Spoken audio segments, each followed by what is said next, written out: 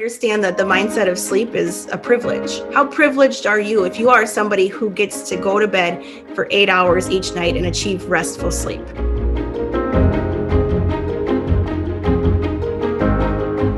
Hey everyone, and welcome to another episode of Conversations in Community, a place where we have informed and sometimes big conversations while building a bigger community. You just heard Sarah Moe. She has a degree in what is called polysomnography. That's a fancy way of saying she's a sleep specialist. She studies sleep, she's taught sleep, and now she is helping companies, specifically employees in those companies, find better sleep. She does this through her own company called Sleep Health Specialists. You can find more about her at sleephs.com. I met Sarah several years ago as a reporter at Care 11 when she helped viewers and me understand the dangers of drowsy driving. Now she's helping us understand the importance of overall sleep when it comes to personal and our professional lives. So this really is a two-part episode. The first part, which is today, by the way, is all about the why. Why is sleep so important? And Sarah lays down some truth bombs for us all. And the next episode will be about simple everyday tips. I call them sleep hacks that will help you and me get better sleep, not someday, but today. So let's get the conversation started with Sarah talking about one of the things people often forget about when it comes to sleep and overall health. It's actually the third pillar of health. So when we think about health, we think about the first two, diet and exercise. But sleep is our third pillar, and it's really all of these things together that keep us healthy. You can go longer without food if you're hydrated than you can without REM sleep. And again, it's just so frequently ignored, we don't know anything about it. Well, let's talk about, and you hinted to the quote unquote why this is so important, because so often, especially this time of year, we're thinking about resolutions, and we're thinking about, well, what are we putting in our body? What food are we eating? The exercise we're doing. And so often, like you said, sleep is farther down that list, and it should be higher up on the list. Yeah. Why?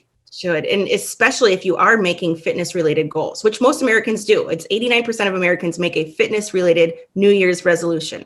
So again, when we think about eating healthier and getting these workouts in, sleep is so important in that regimen, because without it, those other things aren't even going to be possible. So unknown to most people, there is a huge hormonal impact that happens with our sleep that does lead to either ability to control our appetite, different kinds of foods that we crave, energy levels. All of these things are happening and being regulated at night. So when our sleep is off, if we're not getting sufficient sleep, we're already going to be waking up a step behind.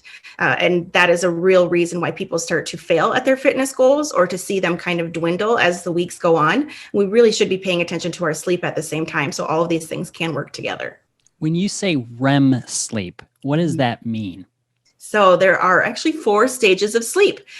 There's stage 1, which is considered the transitional stage of sleep. That's the stage that kind of prepares our bodies to go into the deeper stages. Then we have stage 2, where we spend about half of our night, and that's kind of where we make memories, actually. Next, we have stage 3, which is the stage that makes us feel rested. And last, we have REM, which most people know is where we have our dreams. It stands for rapid eye movements.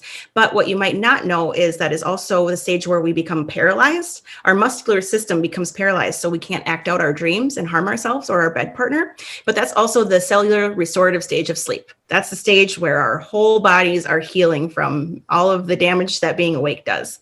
So it is a vitally important stage of sleep. And it's something that a lot of times when sleep disorders or sleep deprivation kind of comes into play is the stage that we're missing. And that leads to us just waking up feeling kind of terrible and having those really tough days. How much REM sleep should we be having every night? We should be having about 20 to 25% of our night in REM. But one thing to note is that if you do have a Fitbit or a fitness tracker, the Apple Watches, don't take it too seriously. Those are wonderful because they bring the importance of sleep to the front of your mind, but they're not necessarily as accurate as they'd like to claim. So if you're having a night where it says, oh no, I only got 15 minutes of REM sleep, that's probably not accurate. Our bodies do have a lot of really great kind of self-regulating systems that are going to make sure you're getting the stages that you need to get and when you need to get them. And if you're not consistently, then you probably do have an undiagnosed sleep disorder. But for the most part, we're going to be doing what we need to do, and it'll be in the right times. And when you say, 25% then of total, is that what's the total amount of sleep that someone should be getting? So it is true. We should be getting about 8 hours of sleep every night. And this has been a public service announcement for the last 20 years. But unfortunately, the average American gets 6.5 hours of sleep. And this was before the pandemic. Oh, It's so much worse now. We do not do well with uncertainty. Humans are not meant to live in uncertainty for extended periods of time. Our brains try to get to problem solving and solution based. And when we don't have the answers that we need to get to this solution, it just leads to, again, hormone imbalances and chaos, increased stress, anxiety, which all negatively impacts our sleep. I've heard from so many people, including myself, where sleep hasn't come as easily as it once did because of so much going on in your head and some of the crazy dreams too. People felt like, man, I've never had these dreams before. I'm assuming there's a scientific explanation for all of that. Yes. There's a huge uptick in all of these things. And one thing about these stressful dreams also is that stress is going to find a way to get out. Whether we have it happen during the day or at night, it is going to get out. And we're all really stressed right now.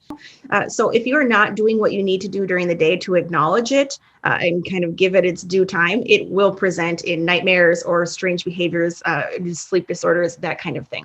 So one thing we are seeing with these kind of crazy dreams is that dreams are a spectrum. Every night that you have a dream, you can actually have 5 dreams. You can have a dream in every cycle of REM. That's how many cycles we have of sleep each night. So each of these REM periods, you could have a different kind of dream. And depending on how long that REM period is, that's why some dreams kind of seem like they can take place over days. But they are on a spectrum of experience and imagination.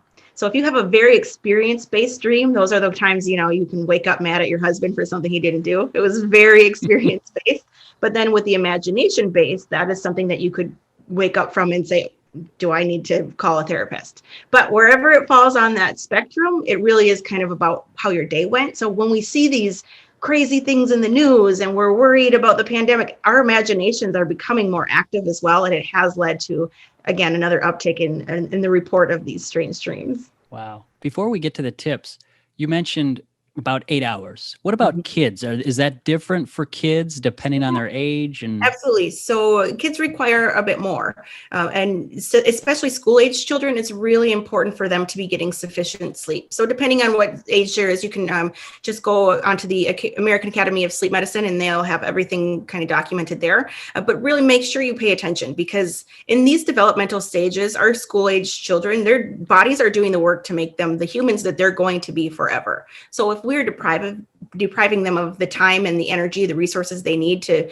really grow and develop that way, it's going to show up in a negative way. And side note, if you do have school-age children, remember that for them, most times fatigue presents in the complete opposite way that it does for adults. So when we get tired, we just kind of get slow and groggy. Kids will get energetic and hyperactive. So it doesn't really look like a fatigued child. So if you're hearing any reports from teachers or any discussions of behavioral disorders, we should make sure that they aren't actually really just sleep deprived. Yeah, that's so interesting. And like you said, we're learning so much more that we can now be better at understanding our own bodies. Exactly. Yes. And then also when we think about as we age and things change even more, going to the teenage years, teenagers experience a shift in their circadian rhythms that make them want to go to sleep later and then wake up later. And that's to accommodate the times of the human growth hormone secretions. So with those different stages where that hormone is being secreted to literally help them grow with different times in the night, they are, even if you say get in bed at 9, their bodies may not fall asleep until 11.